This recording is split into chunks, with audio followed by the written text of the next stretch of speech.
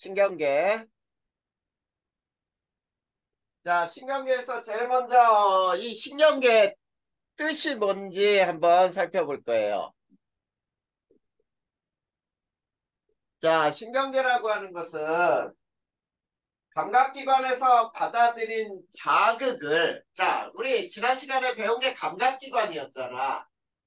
네, 자, 눈은 가시광선을 감각원으로 하고, 그 다음에 귀는 소리, 코는 기체 상태 화학물질, 혀는 액체 상태 화학물질, 이걸 받아들인다 그랬지?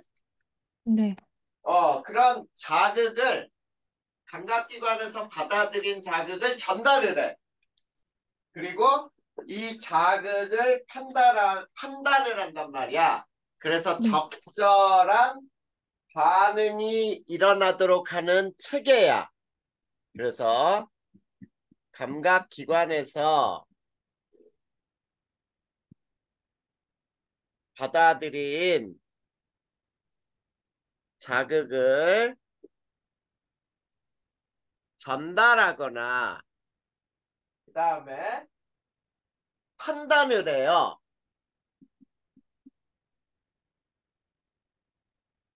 자, 판단하여 적절한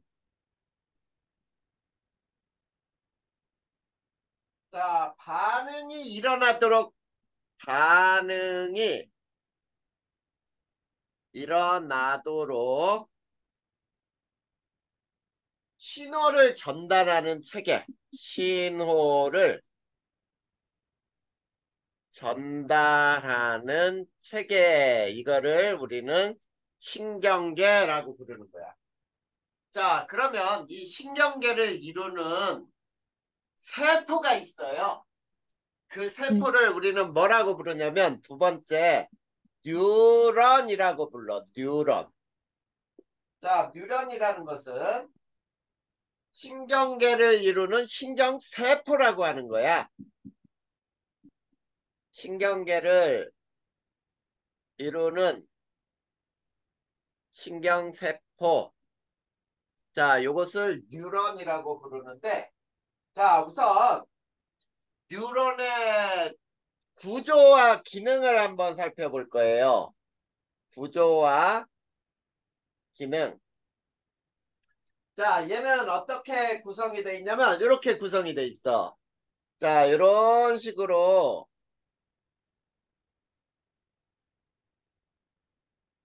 자, 그 다음에 여기에서 가지 같은 게 이렇게 달려 있거든.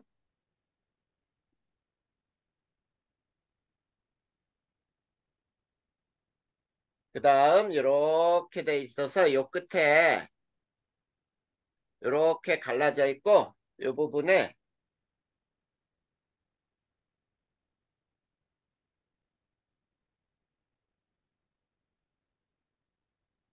자, 이런 형태로 이렇게 돼 있는 게 뉴런이야. 자, 그랬을 때 자, 요 부분을 뭐라고 부르냐면 신경세포체라고 불러요. 자, 신경세포체에 있는 이 동그라미가 핵이야, 핵. 알겠니?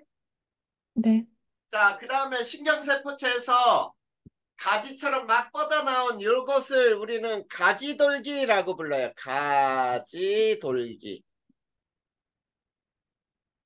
이해됐니? 네, 자, 그 다음에 요 부분 전체를 뭐라고 부르냐면 축삭돌기라고 불러. 축삭돌기.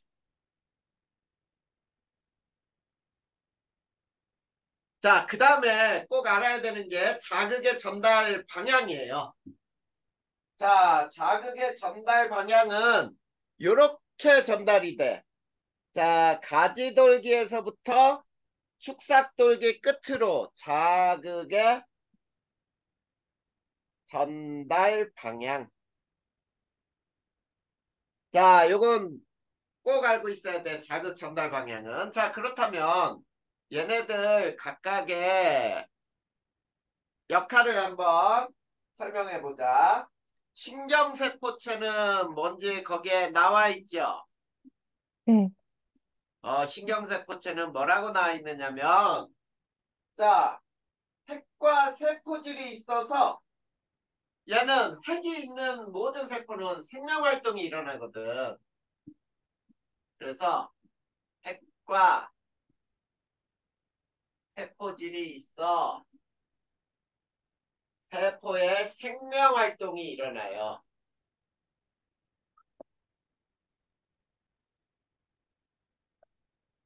자, 이게 신경세포체야. 그 다음에 두 번째. 자, 가지돌기는 다른 뉴런으로부터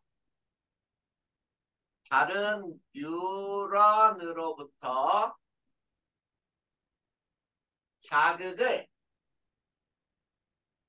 받아들이는 곳이야. 자, 요게 가지돌기. 자, 그 다음에 축삭돌기라고 하는 것은 뭐냐면 또 축삭돌기는 자, 다른 뉴런으로 자극을 전달하는 것이에요. 다른 뉴런으로 자극을 전달한다. 네, 요게 바로 뉴런의 기능이에요. 각 부위마다. 무슨 말인지 알겠니? 네. 그래. 요게 구조와 기능이고. 그러면 두 번째, 뉴런의 종류는 어떤 종류가 있느냐라고 한다면 첫 번째, 감각 뉴런이라는 게 있어요. 자, 감각 뉴런은 어디에 분포하냐면 얘네들이 모여서 감각신경을 이루는 거거든. 자, 감각신경은 어디에 있어? 감각기관에 분포하죠. 네. 그래서 감각 뉴런이 모여서 감각신경을 이뤄요. 그 다음에 이 감각 뉴런은 감각기관에 분포한단 말이야. 그래서 감각기관에 분포하여 감각을 받아들이는 거예요. 감각을 받아들인다. 자, 요게 감각뉴런이야. 감각기관의 분포예요. 눈, 코, 귀, 입 이런데. 피부. 알겠니? 네.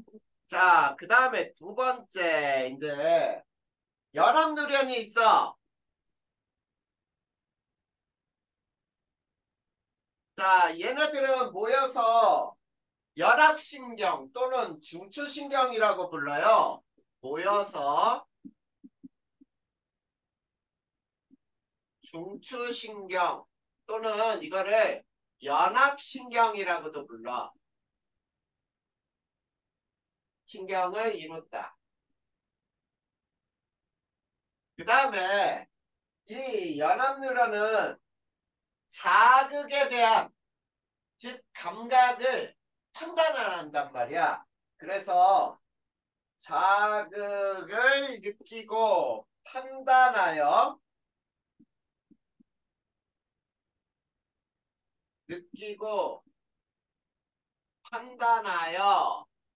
명령을 내리는 곳이에요.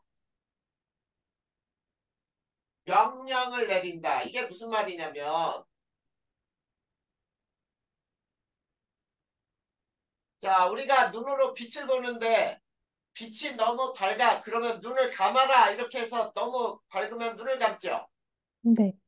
그런 자극에 대한 명령을 내리는 곳이야. 그 다음에 손에 뜨거운 물체가 닿았어. 그러면 손을 치워야 되겠지. 네. 이런 것들. 이런 명령을 내리는 게 연합뉴런이야. 그리고 이 연합뉴런은 자, 감각뉴런하고 운동뉴런을 연결을 해요.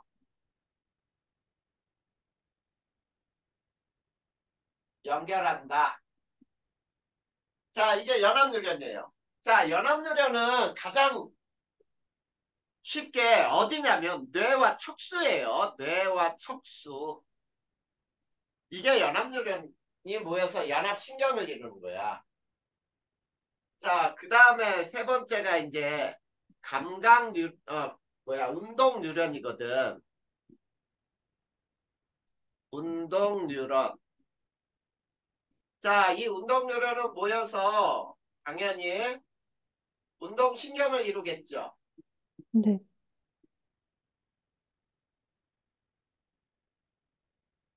자, 요 운동 신경을 이루는 운동 뉴런은 자, 어디에 부과하냐면 반응기관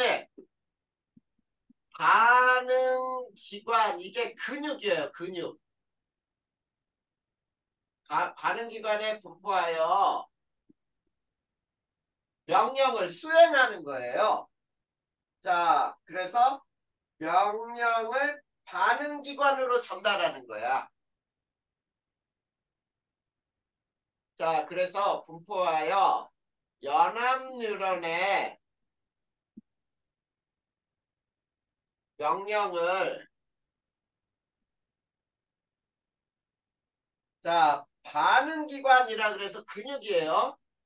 반응기관에 전달하는 역할을 하는 게 바로 운동뉴런이에요. 이해됐니? 네. 이게 뉴런의 종류야. 뉴런 종류는 이처럼 세 가지가 있어. 자, 그 다음. 자, 그러면 자극의 전달 경로는 어떻게 될 것이냐? 세 번째, 자극의 전달 경로. 자, 맨 먼저, 자극이, 자, 어디로 가겠어? 감각기관으로 가죠? 네.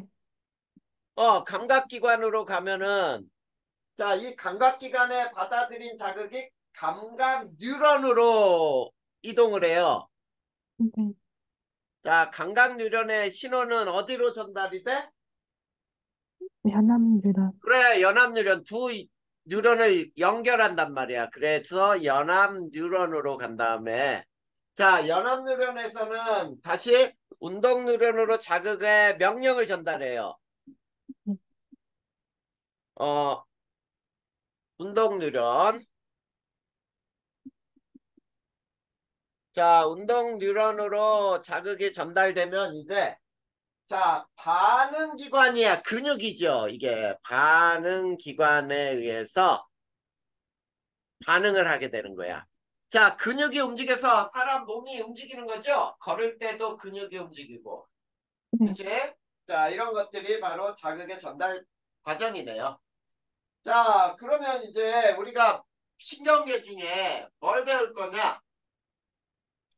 중추신경계가 뭐냐? 이거 먼저 배울 거예요. 자, 그 다음에 자, 거기에서 중추신경계. 자, 중추신경계는 있지. 뇌와 척수가 중추신경계예요. 뇌와 척수. 자, 이렇게 먼저 알아둬야 돼. 중추신경계는 뭐와 뭐라고요? 뇌와 척수. 뇌와 척수가 중추신경계야. 그리고 얘는 자극을 느끼고 판단을 해. 그래서 적절한 명령을 내리는 기관이에요. 네. 그래서 자극을 느끼고 판단하여 적절한 명령을 내리는 기관이에요. 자, 이것을 우리는 중추신경계라고 불러. 자, 그런데 중추신경계 우선 첫 번째 뇌에 대해서 살펴봐야 돼. 뇌. 근데 뇌는 있지. 종류가 되게 다양해요. 자, 몇 종류가 있냐면 뇌는 대뇌. 그치? 우리가 대뇌라고도 부르고 그 다음에 소뇌. 그 다음에 뇌 중에 이제 연수. 그 다음에 또 척수로 이렇게 쭉 여러 개로 나눌 수가 있어. 그 중에 자 이제 뇌에서 첫 번째 대뇌부터 한번 살펴보자. 자, 대뇌는 우리 호두 있죠, 호두. 호두 쫙 까면은 양쪽에 이렇게 네. 쭈글쭈글한 게 두 쪽에 붙어 있지. 여진아, 호두 네. 먹어봤어? 네. 음. 자, 오늘 반응이 좀 늦네. 지금 통신이 조금 속도가 느린가?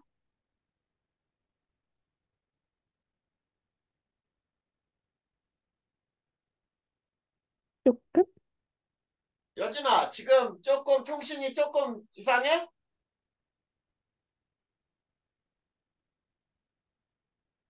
네. 그러면은, 자, 조금 기다려 줄 테니까 접속을 다시 해, 끊고. 그리고 저기, 와이파이로 접속하는 거지. 네. 와이파이, 다시 한번, 세팅을 다시 한번 하고 들어와. 조금 기다릴게. 지금 통신 상태가 조금 안 좋은 것 같아. 나갔다 다시 들어와요? 나갔다가 다시 들어와 봐.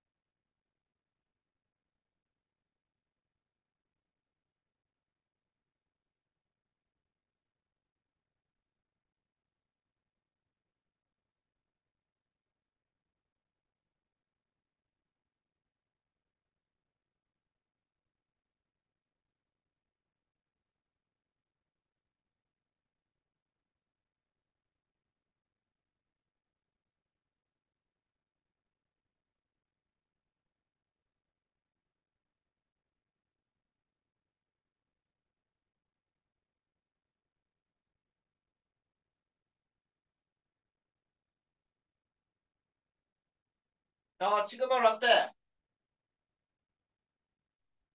네. 괜찮아? 네. 그래. 자, 해보자. 이제 대뇌.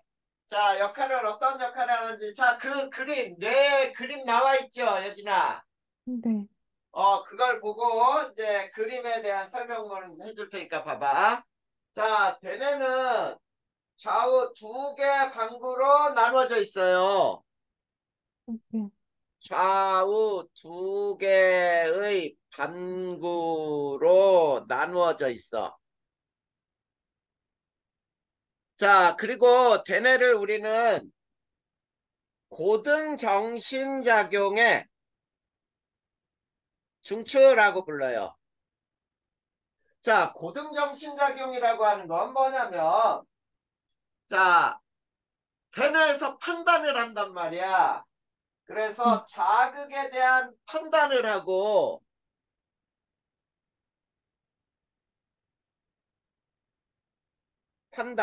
그 다음에 적절한 명령을 내려요. 자, 그 다음에 이 대뇌에서 하는 일은 우리가 있지. 자, 계산을 한다, 연산을 한다, 그 다음에 상상을 한다, 뭐 추리를 한다 등등. 자, 우리가 공부하는 모든 것들 있죠. 네. 기억을 한다든지 학습을 한다든지 감정을 느낀다든지 이런 것들이 모두 고등정신작용이라고 부르는 거야. 알겠지? 네. 자, 그래. 이게 대뇌 작용이고요. 그 다음에 두 번째. 자, 거기 보면은 이제 간내라는 게 있어. 두 번째, 간내. 위치 잘 봐야 돼. 네, 자, 간내는 우리가 항상성의 중추라고 불러요. 항상성의 중추. 자, 항상성이라는 말은 항상 일정하게 유지하려고 하는 성질, 이런 것을 항상성이라고 불러. 그래서 체온이라든지 혈당이라든지 요걸 조절하는 중추라고 부르는 거예요. 자, 이게 간내야. 그 다음에 자, 세 번째 중간내 또는 중내라고도 불렀는데 네, 중간내는 이제 눈에 일어나는 작용, 눈동자 운동이라든지 그 다음에 홍채. 자, 홍채는 커졌다 작아졌다 하면서 빛의 양을 조절한다 그랬죠. 네, 자, 홍채의 변화를 조절하는 중추예요. 자, 이게 중간내야. 네, 그 다음에 자, 우리가 소뇌가 있지, 소뇌. 네, 뒤쪽에 둥그스름하게 붙어 있죠. 네, 이 소뇌는 자, 근육 운동을 조절을 해요. 근육 운동 조절. 자, 그래서 우리가 술 취한 사람들이 걸음걸이가 보면 비틀비틀하지. 네, 그게 뭐 때문이냐면 술에 의해서 소뇌가 마비가 되면은 이렇게 비틀비틀거리게 돼. 그래서 자, 몸의 자세와 균형을 유지해요. 몸의 자세와 균형을 유지하는 중추가 바로 손해야. 그 다음 다섯 번째. 자, 연수가 있죠. 자, 이 연수는 자, 입에서 일어나거나 소화 운동하는 것들이 모두 연수에서 일어나. 자, 심장 박동, 그 다음에 호흡 운동, 호흡, 입에서 일어나는 것 중에 또 소화 운동도 있죠. 네, 자, 이런 것들을 조절을 해요. 자, 운동을 조절하는 장치야. 그리고 자, 얘는 자, 입에서 일어나는 것 중에 우리가 또 일어나는 게 뭐가 있니? 재채기, 기침이 있죠. 네, 그 다음에 딸꾹질이 있지.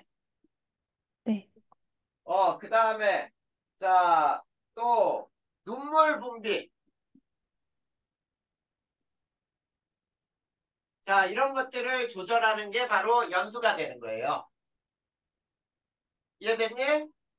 네, 그 다음에 이제 뇌와 두 번째 척수. 자, 척수는 자, 뇌와 말초신경 사이에서 신호를 전달하는 통로가 돼요. 자, 뇌와 말초신경 사이에 존재하는데, 자, 신호를 전달하는 역할을 하는 것이 바로 척수야. 그 다음에 이 척수는 자, 무조건 반사의 중추라고 하거든. 자, 자신의 의지와 관계없이 자, 일어나는 반응이 있어요. 일어나는 반응의 중추. 자, 자신의 의지와는 관계없이 일어나는 반응이 뭐냐면 우리 봐봐. 손에 뜨거운 물체가 딱 닿으면 깜짝 놀라면서 어떻게 돼? 손을 얼른 치우지. 네, 그런 것들이 자신의 의지와 관계없이 일어나는 거예요. 왜 그러냐면 자, 뜨거운 물체가 손에 닿았는데 그 자극을 내서 뜨거운 거니까 손을 피해야지 생각하고 손을 피했다. 그동안 어때? 뜨거운 물체가 손에 한참 닿아 있겠지. 네. 그렇게 뇌에서 인식하기 전에 뜨거운 물체가 손에 닿는 순간 아 뜨거 하면서 바로 손을 치우게 되는 게 이게 바로 자신의 의지와 관계없이 일어나는 반응이라고 불러요. 이걸 무조건 반사라고도 불러요. 무조건 반사의 중추 이렇게 불러. 이해됐니? 네. 자 이게 뇌 그 다음에 척수에 대한 얘기야. 이게 뭐냐면 중추신경계였어요. 그러면 이제 뭐를 배우면 되냐면 말초신경계를 배우면 돼. 자, 요거 지워 되겠지? 네.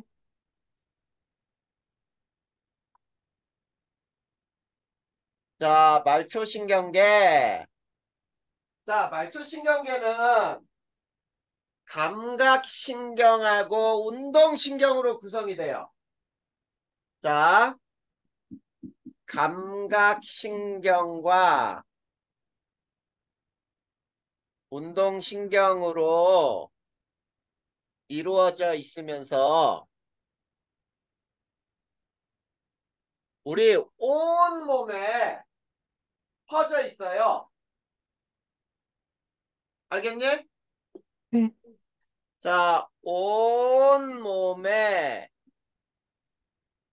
퍼져 있어. 자, 중추신경계와 온몸을 연결하는 역할을 해요. 중추신경계와 온몸을 연결한다. 이게 바로 말초신경계의 역할이에요.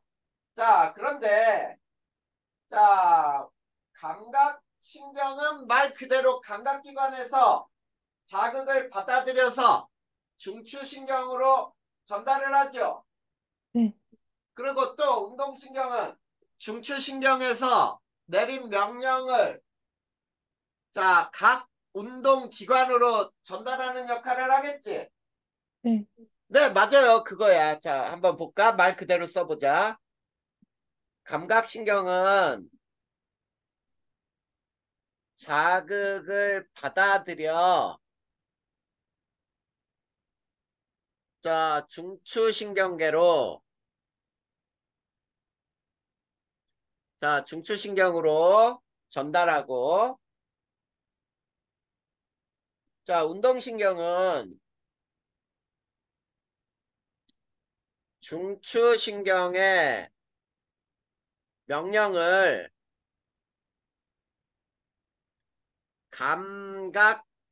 감각기관으로 전달하는 역할을 하는 거예요.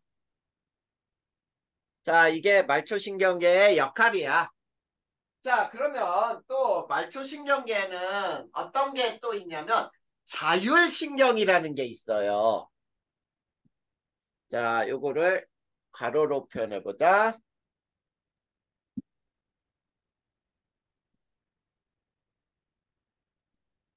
자, 두 번째가 자, 요게 1번, 2번은 자, 자율신경이라는 게 있는데 자, 자율신경은 또 무엇과 무엇으로 구성되냐면 교감신경하고 교감신경과 부교감신경으로 구성이 돼요. 자, 그러면 있지. 교감신경하고 부교감신경은 어느 때 작용하냐면 우리가 몸 상태를 봤을 때 이렇게 생각하면 돼. 교감신경은 흥분했을 때, 부교감은 안정되었을 때 작용하는 신경이다. 이렇게 생각하면 돼요. 알겠니? 네. 자, 그럼 잘 봐봐. 우리가 흥분했을 때 어때? 자, 우리가 흥분했을 때 가슴이 벌렁벌렁 막 뛰지? 네. 가슴이 막 뛴다는 얘기는 맥박수가 빨라져. 그러면 호흡도 더 빨라져요. 그래서 우리 너 왜 이렇게 씩씩거려 막 그러잖아. 네. 그래 그 다음에 또 어때? 너 왜 이렇게 눈을 부라려? 그리고 눈도 막 이렇게 크게 뜨고 막 하지. 네. 그런 것들이 흥분할 때야. 자, 그러면 그걸 비교해 보자. 자, 이렇게 써놓고 비교를 해볼까요? 자, 거기에서는 교감신경이 있고 부교감신경이 있는데, 자, 동공 크기는, 자, 교감은 흥분하니까 동공은 확대가 되겠죠? 네. 얘는 축소가 돼요. 그 다음에 호흡운동. 아까 선생님이 얘기했잖아. 왜 이렇게 씩씩거려? 막 이렇게 얘기하는 거. 호흡운동. 자, 촉진이 되죠. 흥분하게 되면. 그 다음에 얘는 억제가 돼요. 부교감은 호흡운동을 억제시켜. 그 다음에 심장박동. 자, 심장박동은 자 빨라지죠. 그래서 얘는 촉진이 되는 거야. 그 다음에 얘는 억제가 되고, 그 다음에 또 소화운동. 자, 자, 우리 음식 먹고 소화시킬 때, 자, 생각을 해봐. 뭐냐면, 이렇게 생각해봐. 밥 먹고 나서 달리기 한다 그러면 어떤 일이 발생하는지 알아? 밥 먹고 나서 한참 달리기 한다 그러면 막 옆구리도 아프고 오바이트가 나와. 네. 왜 그러냐면, 소화가 잘 안 돼. 몸이 흥분하면. 그래서 소화운동은 교감신경은 억제가 되고 얘가 촉진이 되는 거예요. 이해됐니? 네. 자, 이렇게 해서 우리가 이 신경계를 다 배운 거야. 그러면 자, 이 신경계 작용에 의해서 뒤쪽에 한번 볼까요? 자극 반응에 따른 경로라는 걸 한번 볼 거야.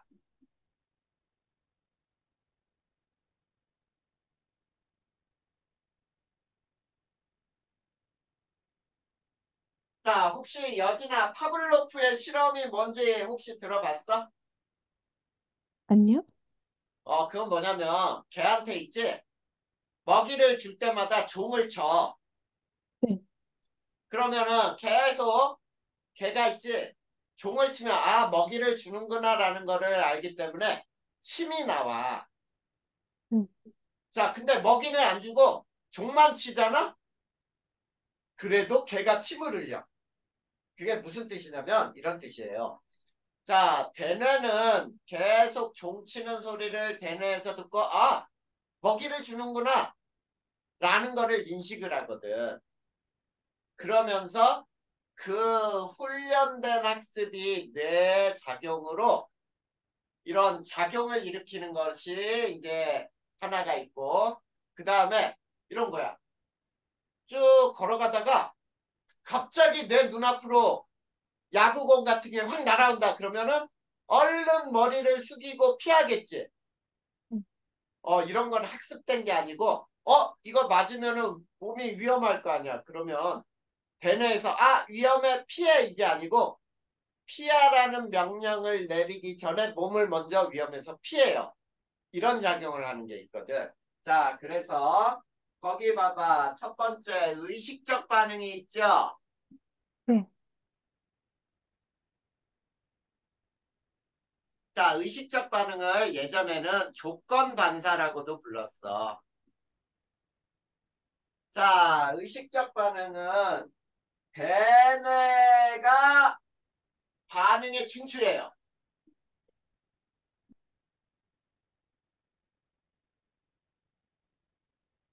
즉 무슨 얘기냐면 대뇌 작용이 있다는 뜻이야. 그래서 대뇌 판단에 의해 대뇌 판단에 의해 의식적으로 일어나는 반응이에요. 자, 우리가 이런 거야. 자, 의식적 반응은 신레몬을 봤다. 자, 레몬을 보면은 저거 신맛이 날 거야 라는 게 레몬을 먹어본 사람들은 어때? 시다는 느낌을 가지고 침이 생겨. 그치? 여진이도 레몬이라는 거 네. 생각하기만 해도 혀에서 침이 생길 거란 말이야. 입에서. 네. 자, 그런데 이거는 대뇌에서 레몬이라는 걸 먹어봤던 사람에게서 나타난 현상이야. 근데 레몬이 무슨 맛인지 모르는 사람은 레몬 아무리 얘기해줘도 입에서 침이 안 생겨요. 왜냐하면 대뇌가 학습을 하지 않았기 때문이거든. 그래서 자, 대뇌에서의 판단 과정이 복잡할수록 반응이 나타나는 데 걸린 시간이 느리다 그랬죠. 네. 그래서 대뇌 판단 과정이 복잡할수록 반응 시간이 길다. 이렇게 되는 거지. 반응에 걸리는 시간이 길어요. 자, 그랬을 때, 자, 얘는 어떤 것들이 있는지 봐봐. 자, 주전자를 들고 컵에 물을 붓는다. 주전자로 컵에 물 붓기. 물을 붓는다. 자, 물을 부을 때, 자, 넘치지 않도록 붓죠? 네. 그게 대뇌에서 판단을 하면서 하는 행동이야. 그리고, 겨울에 손이 시려. 자, 손이 시려서 장갑을 끼는 거. 이거는 대뇌에서 시켜야지. 장갑에 손을 넣고 따뜻하게 해야 되겠구나. 대뇌에서 판단을 하면은 이제 장갑을 끼는 거죠. 이런 거는 전부 의식적 판단이에요. 자, 그러면 의식적 과정의 과정. 자, 얘네는 봐봐. 자극이 감각기관으로 와요. 그러면 감각기관에서 감각신경을 타고, 그쵸? 이것이 대뇌로 전달이 돼. 자, 대뇌에서의 판단 명령이 이제 척수를 지나서 그 다음에 운동신경을 지나서 자, 운동기관으로 가는 거예요. 반응기관이죠. 그래서 반응을 하는 거야. 자, 요게 바로 자, 의식적 반응이야. 근데 두 번째. 자, 무조건 반사가 있죠. 자, 이 무조건 반사는 무의식적 반응이라고 할 수 있어. 자, 얘는 대뇌가 작용하지 않아요. 대뇌가 작용하지 않아. 그러면 무의식적 무조건 반사는 어디가 중추냐면 척수나 연수 중간뇌가 중추가 되는 거야. 자, 척수, 연수, 중간뇌가 작용하는 중추예요. 자, 우리 쉽게 얘기하면 자, 여진아 생각으로 야, 너 심장 뛰지 마. 그러면 심장이 안 뛰나? 아니요? 아니잖아. 그런 거는 뭐냐면 의식적으로 조절할 수가 없다는 뜻이에요. 알겠니? 네. 자, 그리고 얘 무조건 반사는 빠르게 일어나기 때문에 빠르게 반응함으로 자, 위험으로부터 몸을 보호하는 거예요. 몸을 보호할 때 일어나는 이 반사를 무조건 반사라고 불러. 이해됐니? 네. 자, 그래서 여기에서 척수는 이럴 때 뜨거운 물체가 손에 닿았을 때, 손에 닿을 때, 닿았을 때, 손을 치우는 역할. 손을 치운다. 이런 거는 척수에서 일어나는 거야. 그 다음에, 자, 연수. 자, 우리가 음식을 먹고 너무 매운 걸 먹는 사람은 딸꾹질이 나오기도 하거든. 그 다음에 갑자기 목으로 뭔가 들어가면은 갑자기 재채기를 하죠. 그치? 네, 재채기. 자, 그 다음에 또 뭐가 있냐면 우리가 음식을 보면 침이 분비가 되죠? 네, 이런 것들이 연소에서 일어나는 무조건 반사야. 그러면 얘네들의 일어나는 과정은 어떠냐 또 한번 살펴볼 거야. 자, 의식적 반응은 여기에 대뇌 작용이 있었지요? 네, 자, 그런데 얘는 어떻게 되냐면 자극이 감각기관으로 전달이 되면 이제 감각신경에서 자, 여기서 이제 틀려지지. 자, 척수로 바로 가요. 척수나 자, 이쪽으로 전달이 되면서 운동신경으로 가고 운동신경이 이제 반응하는 반응기관으로 전달이 돼서 반응을 하게 되는 거야. 자, 여기선 뇌 작용이 있어요, 없어요? 없어요. 없잖아. 이것이 바로 무조건 반사의 과정이야. 알겠지? 네, 자, 무조건 반사는 몸을 위험으로부터 피하게 하기 위해서 아주 빠르게 일어나는 반사를 무조건 반사라고 한다. 됐죠? 네, 자, 그러면 이제 호르몬을 배워보면 되겠네. 자, 호르몬.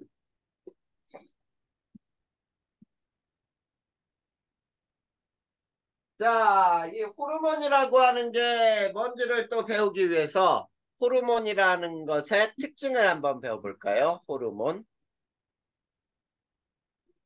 자, 호르몬이라는 것은 특정 세포나 기관으로 신호를 전달하여 몸의 기능을 조절하는 물질이다. 이렇게 나와 있네. 특정 세포나 특정 기관으로 신호를 전달하여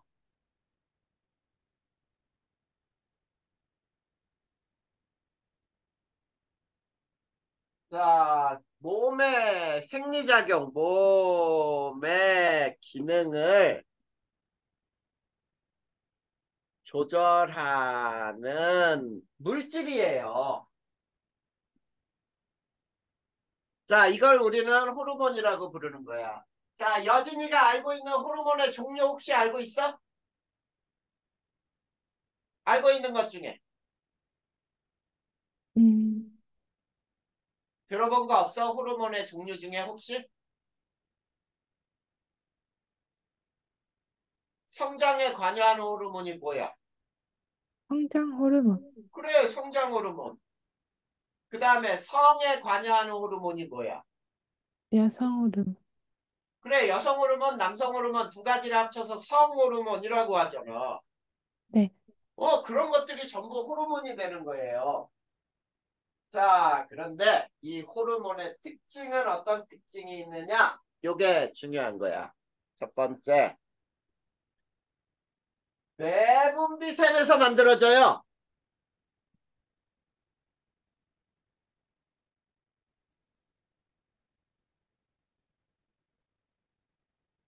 자, 내분비샘에서 만들어져 혈액으로 분비돼요. 자, 혈액으로 바로 분비되기 때문에 혈액으로 분비되어 혈관을 타고 온몸으로 전달이 돼요. 자, 온몸으로 이동한다. 자, 내분비샘에서 만들어져. 요게 알고 있어야 될 거야. 자, 네. 내분비샘이라는 게 분비샘이 없는 거예요. 그러니까 우리가 침샘, 침이 분비되는 침샘이라는 것이 있거든. 네. 그러한 분비샘이 없고 이거는 그냥 내분비샘에서 만들어져 혈액으로 직접 분비되는 거야. 그 다음에 자, 특정 세포나 특정 기관에 작용하는데 이걸 표적세포, 표적기관이라고 불러. 네. 표적세포나 표적기관에 작용을 해요.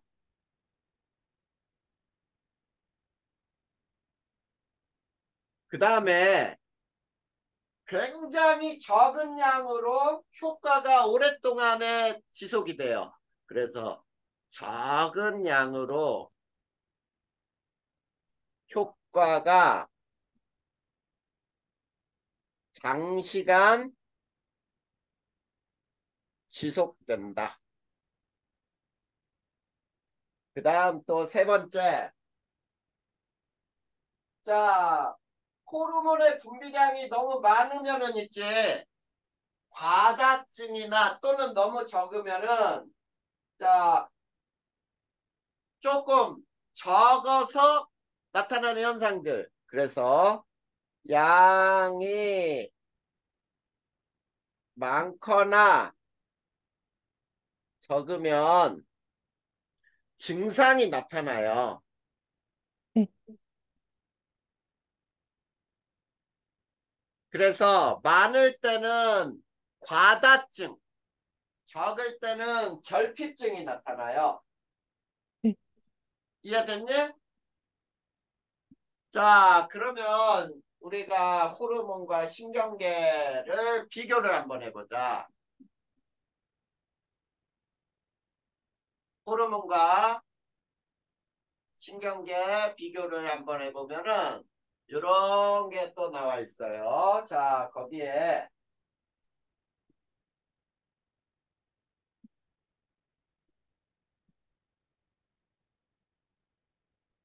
자, 첫 번째는 호르몬, 여기는 신경계. 전달 매체가 뭐냐? 전달하는 매체. 자, 얘는 혈액을 통해서 전달된다 그랬죠? 네. 신경계 뉴런을 통해서 전달이 되겠지. 자, 신호의 전달 속도, 신호 전달 속도는 혈액을 타고 온몸을 돌아야 되니까 얘는 얘는 신경 전달은 빠름이야. 그 다음에 효과의 지속성. 자, 신경계는 지속적이에요. 근데 신경계는 일시적이야. 자, 우리가 바늘로 손을 찔렀다고 해봐. 찔렀을 때만 아프지? 네. 근데 그게 지속적으로 찔른 다음에 그 다음에도 계속 아프면 안 되잖아. 네. 그래서 신경계 작용은 일시적으로 일어나요. 자, 작용 범위를 보면 호르몬은 적은 양으로 자, 굉장히 몸 전체로 넓은 범위에서 일어나. 근데 신경계는 좁아요. 알겠니? 네. 자, 그러면 자, 내분비샘과 호르몬의 종류를 한번 볼 거야. 요거는 외워야 돼.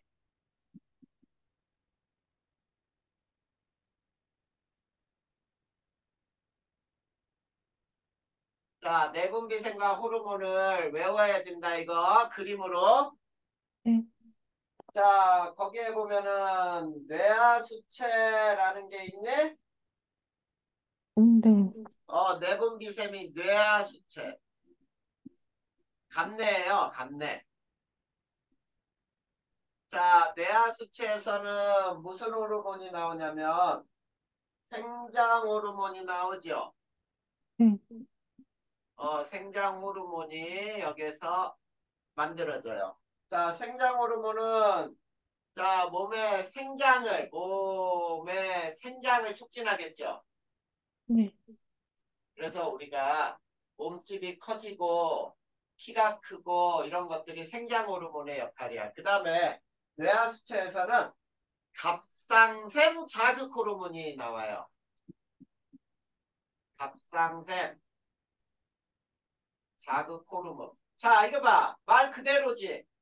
갑상샘 자극 호르몬은 갑상샘을 자극하는 거겠죠. 네, 그래서 갑상샘을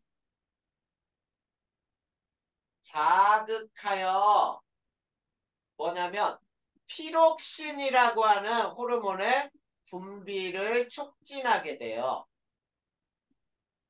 피록신 분비를 촉진하게 하는 게 갑상샘 자극 호르몬. 그 다음에 항이뇨 호르몬이라는 게 있죠. 항이뇨 호르몬. 자, 얘는 신장에서 우리 콩팥이죠. 물의 재흡수를 촉진을 해요. 자, 콩팥에서 물의 재흡수 촉진을 해. 자, 우리 잠잘 때 특히 항이뇨 호르몬이 많이 분비가 되거든. 자, 네, 여준아, 잠잘 때 화장실 가기 위해서 자꾸 깨면은 돼, 안 돼? 안 돼요. 그래, 안 돼. 그러면 오줌을 많이 만들어야 돼? 적게 만들어야 돼? 밖에. 그래, 적게 만들어야 되잖아. 이때 잠자는 동안에 항이뇨 호르몬이 많이 분비되고 오줌량을 줄이는 거야. 이럴 때 뇌하수체에서 방출되는 만들어지는 호르몬이에요. 자, 그 다음에 갑상샘이 있지. 맞니? 네, 자, 갑상샘에서는 티록신이라는 호르몬이 분비가 돼요. 자, 티록신은 무슨 역할을 하느냐면 세포호흡을 촉진한다.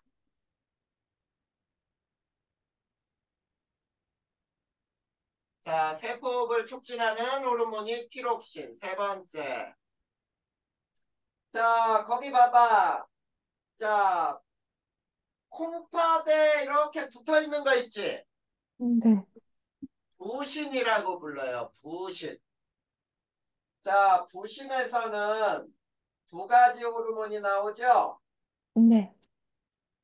뭐가 나오니? 그냥 한 가지만 외우면 되겠다. 뭐죠? 아드레날린. 아드레날린. 자, 아드레날린을 거기에 봐봐. 뭐라고 나와 있더라? 에피네프린이라고도 부르지? 네, 에피네프린. 자, 요거는 자, 뭐를 촉진하냐? 심장 박동을 촉진하고 혈당량을 증가하고 혈압을 상승시키는 역할을 하는 거야. 그래서 혈압 상승, 심장 박동 촉진, 그 다음에 혈당 증가. 이게 바로 에피네프린, 아드레날린이라고 불러. 그 다음에 네 번째, 이자에서는 자, 요거 잘 나오죠. 이자에서 두 가지 호르몬이 나오지. 네, 인슐린이라는 게 있어. 자, 인슐린은 무슨 호르몬이냐면 혈당을 감소시키는 호르몬이에요. 네, 혈당을 감소시키는데 자, 얘는 어떻게 하냐면 포도당을 글리코겐으로 만드는 이 역할을 하는 게 인슐린이야. 그러면 어디에서 만드냐면 포도당을 글리코겐으로 간에서 만들어요. 그 네, 다음에 또 자, 거기에 글루카곤이 있지. 네, 글루카곤은 혈당을 감소시켜요. 그러면 혈당을 어떻게 혈당을 감소가 아니라 여기는 혈당을 증가지. 혈당을 증가시켜요. 네, 그러면 어떻게 혈당을 증가시키냐면 글리코겐을 포도당으로 만들어줘. 그래서 우리가 인슐린이 부족해지면은 혈당이 감소하지 않지. 네, 그러면 혈당이 높아져. 그게 뭐냐면 당뇨병이에요. 당뇨병 들어봤지? 네, 그런 게 바로 당뇨가 되는 거야.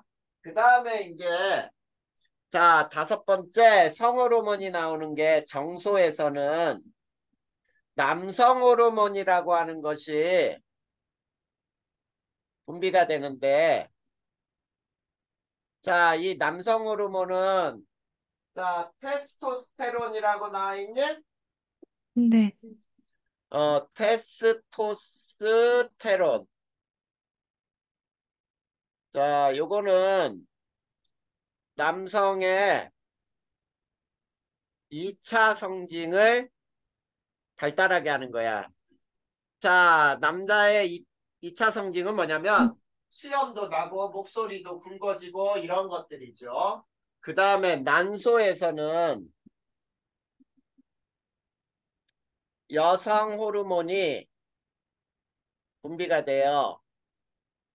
이게 에스트로겐. 얘는 여성의 2차 성징이 발달되도록 하는 호르몬이야. 그래서 여성은 처음에 아기들은 어때? 자, 여자로 태어나도 이 가슴이나 이런 게 나와 있지 않지? 네, 그런데 이제 나이가 들면서 이 여성 호르몬이 이제 여성답게 만들어주는 거야. 가슴도 나오고, 목소리도 또 이제 여성스러워지고 뭐 이런 것들.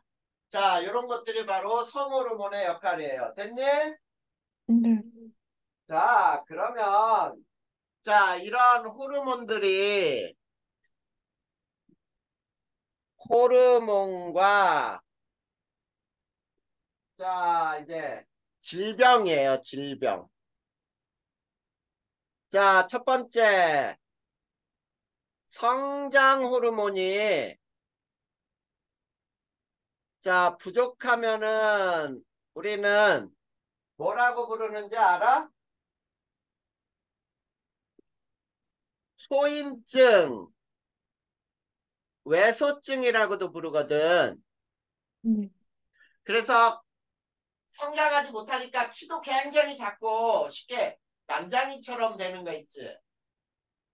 이게 바로 성장 호르몬이 부족할 때. 그 다음에 과다할 때는 거인증. 자, 굉장히 커지죠? 그치? 그 다음에 말단 비대증이라고도 불러요. 말단 비대증. 자, 손가락 같은데 손에 손끝이 두툼하게 부풀어 올라. 이런 게 말단 비대증이라고 불러. 거인증. 그 다음에 두 번째 티록신이라는 게 있는데, 자, 티록신은 갑상샘에서 분비되는 세포 호흡을 촉진하는 호르몬이라 그랬어요. 자, 그랬을 때 결핍이 되면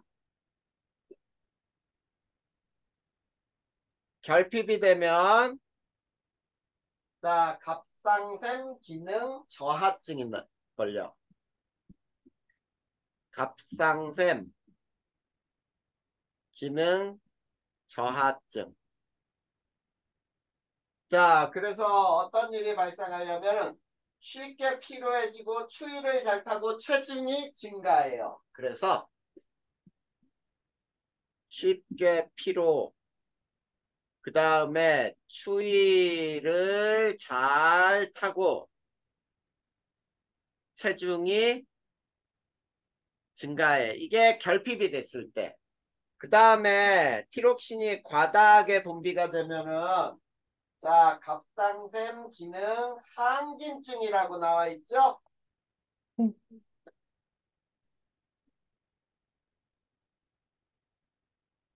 기능 항진증.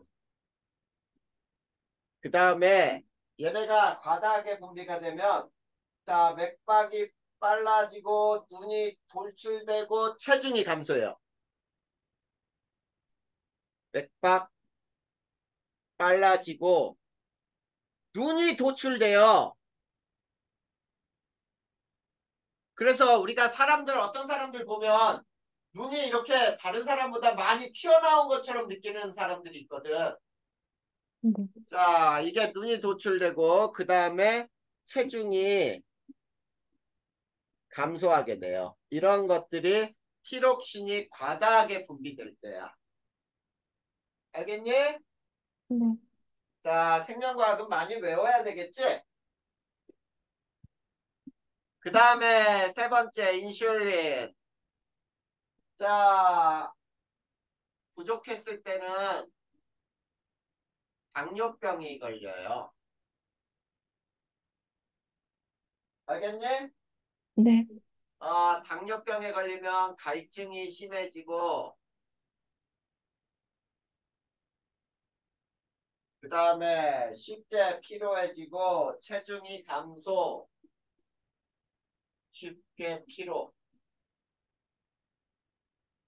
체중 감소 등등등 뭐 이런 것들이 일어날 수 있어.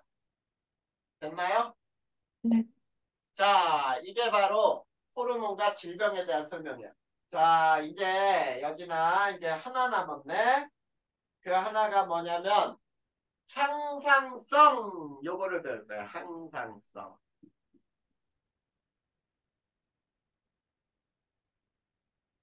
자, 항상성이라고 하는 건 뭐냐면 이런 거예요.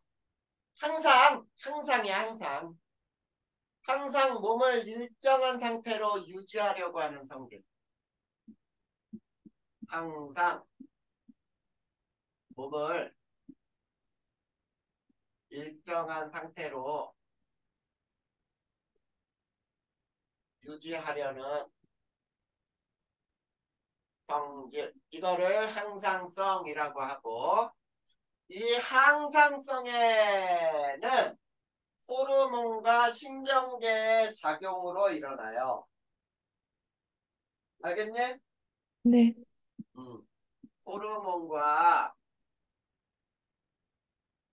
신경계의 작용으로 조절돼요. 자, 요게 항상성인데 우리 항상성에서는 이제 두 가지를 배울 거야.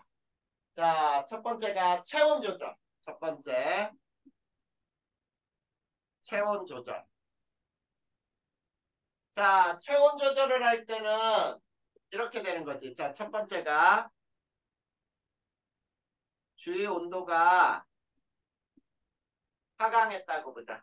자, 주위 온도가 하강했다는 얘기는 춥다는 얘기지. 네. 추울 때는 어떻게 되냐면 몸에서 열 생성을 어떻게 하겠니? 촉진을 하겠죠. 네. 그리고 몸에서 빠져나가는 열 손실을 최소화해야겠지. 네. 이 두 가지 작용이 일어나는 거예요. 그러니까 몸에서 열을 많이 발생시켜야 되고 그리고 열이 바깥으로 빠져나가는 것을 막아줘야 되고. 이해돼? 네. 자, 그래서 그 과정이 어떻게 돼 있는지 보세요. 거기 봐봐. 자, 체온이 낮아지면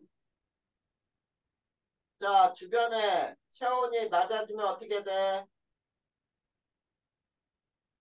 피부 근처에 혈관이 수축하고 근육이 떨리고 뇌하수체에서 갑상샘 자극 호르몬이 분비가 되고 그래서 갑상샘에서 티록신이 분비가 증가하고 세포흡이 촉진되고 그 다음에 열 발생량이 증가해서 또 열 방출량은 최소가 되고 체온이 높아져서 정상 체온이 된다. 이렇게 나와 있니? 네. 그거예요. 자, 그러면 그 과정을 보면 이렇게 돼. 주위 온도가 하강하잖아. 그러면 우선 피부 근처 혈관이 수축이 돼요. 그러면 열 발산을 열 손실이야. 최소 열 손실이라고 할까? 최소화시키는 거예요. 그 다음에 또 어떤 과정이 일어나냐면 뇌하수체에서 갑상샘 자극 호르몬 분비가 촉진이 되고 그 다음에 갑상샘에서 티록신 분비가 촉진되고 그러면서 세포 호흡이 촉진되고 그래서 열 생성이 증가해요. 자, 그래 놓고 이제 어떻게 되냐면 정상 체온으로 가는 거죠. 자, 그때 이제 또 자, 주변의 온도가 높아지면 어떻게 되느냐? 두 번째, 주위 온도가 상승하면 열 생성은 어떻게 되니? 억제가 돼야겠지. 몸에서 열을 많이 만들면 안 되잖아. 네. 그리고 열 손실을 증가시켜야 돼요. 자, 이걸 열 발산이라고 하는데 몸에서 빠져나가는 열을 많게 하는 거야. 그래서 이 과정도 주위 온도가 상승을 하면 자, 거기 어떻게 나와 있어?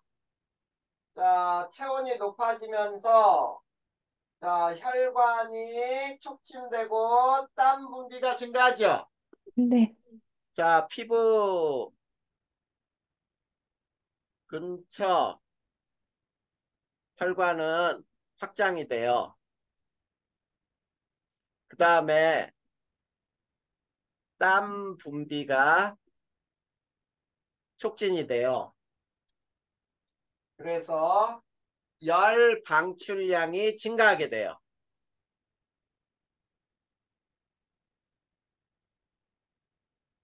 그러면 정상 체온으로 돌아오는 거지. 자, 거기에 쭉 나와 있는 거 그대로 보면 돼. 알겠니? 네. 자, 그 다음에 두 번째는 혈당 조절이에요. 자, 혈당 조절의 첫 번째. 자, 음식을 먹었어요.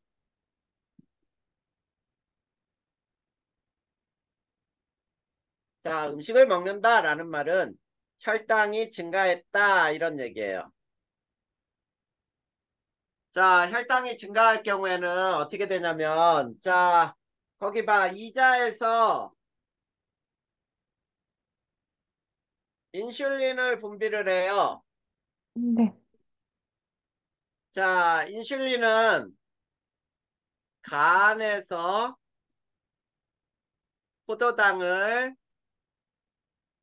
글리코겐으로 합성을 해요. 그래서 혈당이 낮아짐 이렇게 되는 거야. 그래서 정상 혈당 이렇게 되는 게 바로 음식을 먹었을 때 이해됐니? 네. 그래 거기 보면은 뭐라고 나와 있어? 자, 인슐린이 분비가 증가해서 간에서 포도당을 글리코겐으로 만든다 그랬죠? 네. 그 다음에 또 어떻게 되냐면 세포에서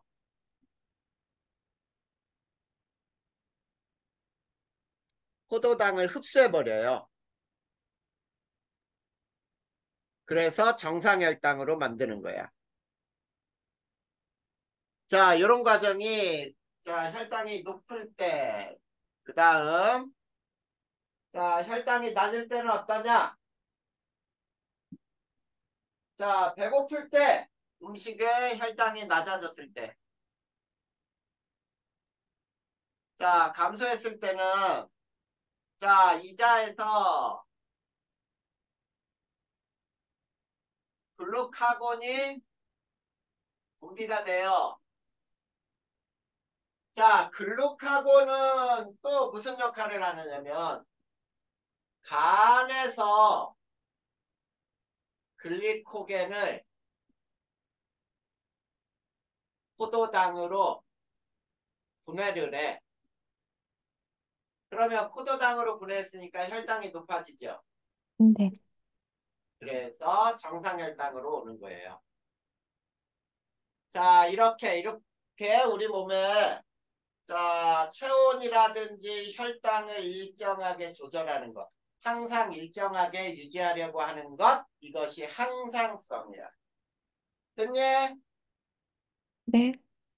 자, 그 다음 146쪽 한번 볼까요? 거기 보면 자극의 종류에 따른 반응 경로 이런 거 실험하는 게 나와 있지. 네.